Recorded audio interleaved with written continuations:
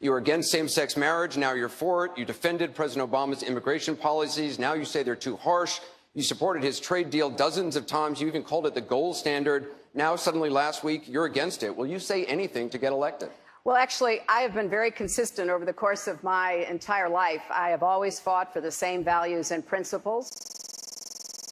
Do you think New York State should recognize gay marriage? No. No. Okay. I believe that marriage is not just a bond, but a sacred bond between a man and a woman. I have not supported same-sex marriage. I have supported civil partnerships and contractual relationships. I support marriage for lesbian and gay couples. I support it personally and as a matter of policy and law. So you're saying your opinion on gay marriage changed, or you changed your mind? I have to say, I think you are being very persistent, but you are playing with my words and playing with what is such an important issue. I'm just trying to clarify so I can understand. No, I don't think you are trying to clarify. I think you're trying to say that, I used to be opposed and now I'm in favor and I did it for political reasons, and that's just flat wrong. So let me just state what I feel like you are implying and repudiate it. I have a strong record. I have a great commitment to this issue, and I am proud of what I've done and the progress we're making. Yeah, I'm sorry, I just want to clarify what I was saying. No, I was saying that you maybe really believed this all along, but, believed in gay marriage all along, but felt for political reasons America wasn't ready yet and you couldn't say it. That's what I was thinking. No, that is not true. It really is great how long you've supported gay marriage. Yes. I could have supported it sooner. Well, you did it pretty soon. Yeah. Could have been sooner. Fair point. Just in July, New Hampshire, you told the crowd you, quote, take a backseat to no one when it comes to progressive values. I take a backseat to no one when you look at my record and standing up and fighting for progressive values. Last month in Ohio, you said you plead guilty to, quote, being kind of moderate and center.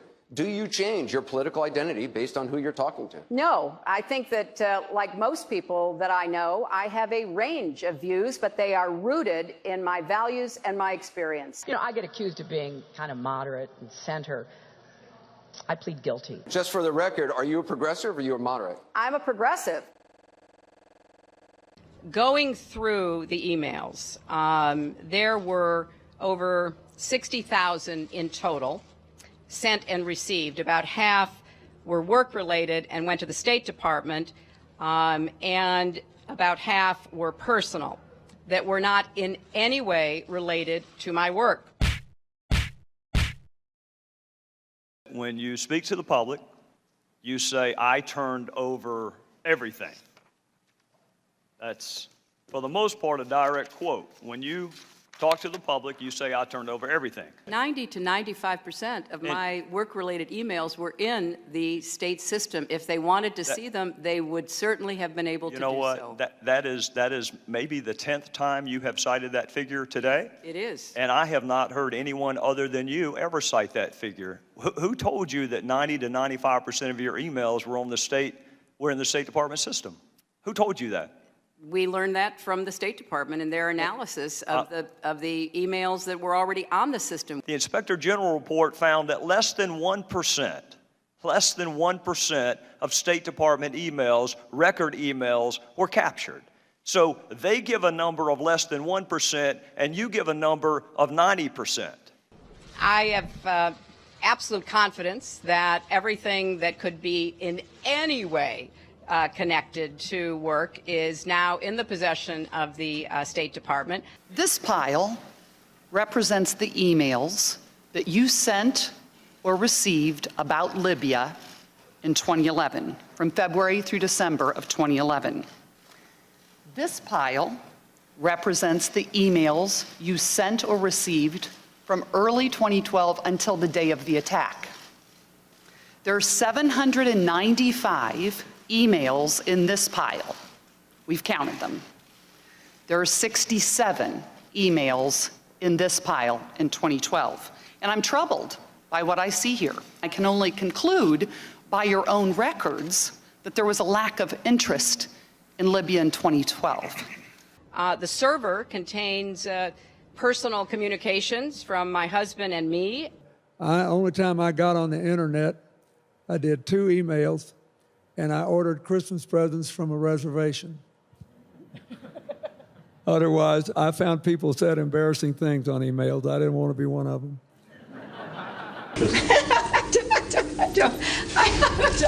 I mean, and how many angels dance on the head of a pin? I have really nothing to. I mean, how do you answer that? I represented Wall Street as a senator from New York, and I went to Wall Street in December of 2007, before the big crash that we had, and I basically said, cut it out.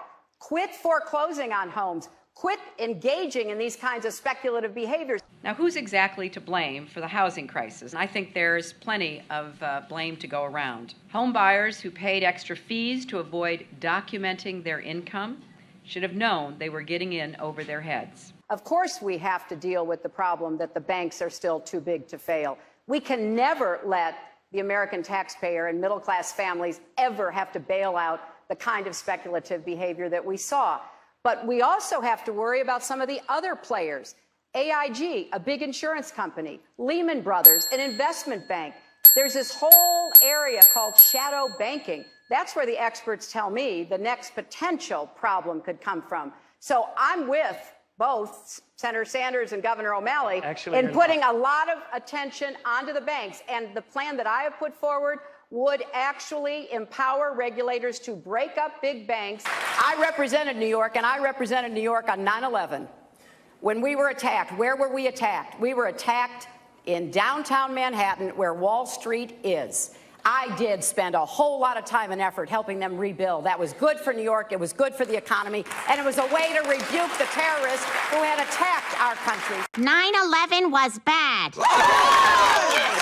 I agree with that.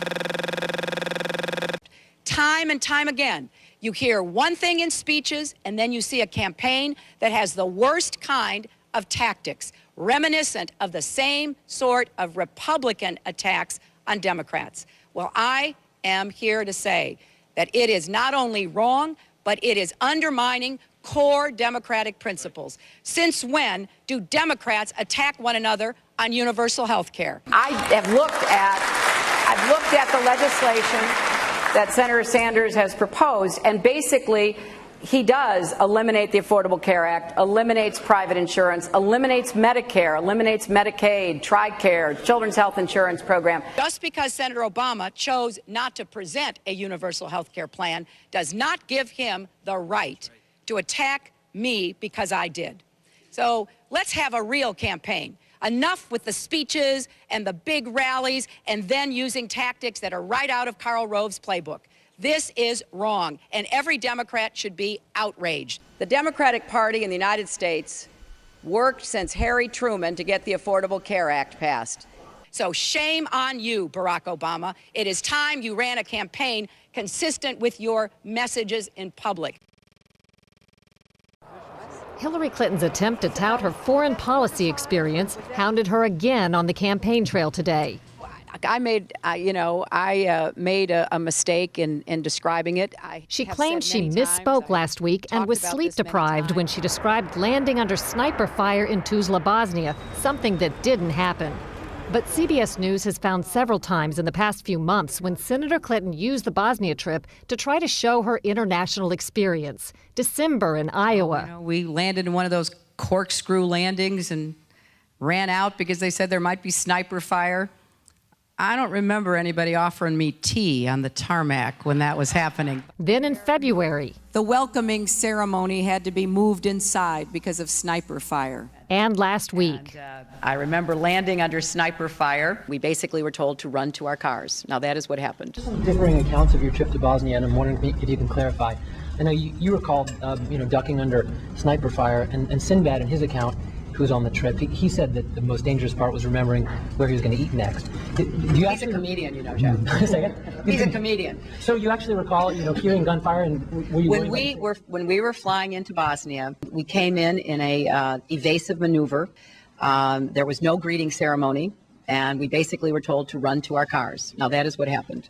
After CBS News video showed what really happened when she landed and greeted officials, Senator Clinton maintained there were risks, but explained to the Philadelphia Daily News why she was seen on the Bosnian tarmac greeting a young child if it was really so dangerous. I was also told that the greeting ceremony had been moved away from the tarmac, but that there was this 8-year-old girl, and I said, well, I can't rush by her. I've got to at least greet her. So I greeted her, I took her stuff, and I left. Now that's my memory of it. Good to see you. Once again, her memory doesn't match our videotape. She and her daughter Chelsea lingered on the tarmac to greet U.S. military officials, took photos. There was the group of 7th graders on the tarmac, too. And then Senator Clinton walked to the armored vehicle where she did eventually duck and enter. It was one of the highlights of President Clinton's first term, passage of the North American Free Trade Agreement, also known as NAFTA. Critics blame NAFTA for the loss of manufacturing jobs in industrial states, including Ohio and Pennsylvania. Hillary Clinton helped get NAFTA approved. She held at least 5 meetings to strategize about how to win congressional approval. She helped the White House block opposition from labor and environmental groups, and she was the featured speaker at a crucial meeting. Participants in that event said, quote, her remarks were totally pro-NAFTA. There was no equivocation for her support for NAFTA at the time. You know, I have been a critic of NAFTA from the very beginning. My concerns about NAFTA expressed years ago have been well documented and verified. I didn't have a public position on it. I have spoken consistently against NAFTA. And if you look at what I have been saying, it has been consistent. I have been consistent. You can go back and look at from the very beginning. I was one of the voices in the administration warning about NAFTA. You said it was good on balance for New York and America in 2004, and now you're in Ohio, and your words are much different, Senator. The record is very clear. Well, you don't have all the record, because you can go back and look at what I've said consistently. Oh, I think that everybody is in favor of free and fair trade, and I think that NAFTA is proving its worth. I think on balance, NAFTA has been good for New York and America. Was NAFTA a mistake? NAFTA was a mistake to the extent that it did not deliver on what we had hoped it would. Your opponents are saying that that's really part of a larger pattern with you, that you often avoid taking firm positions on controversial issues.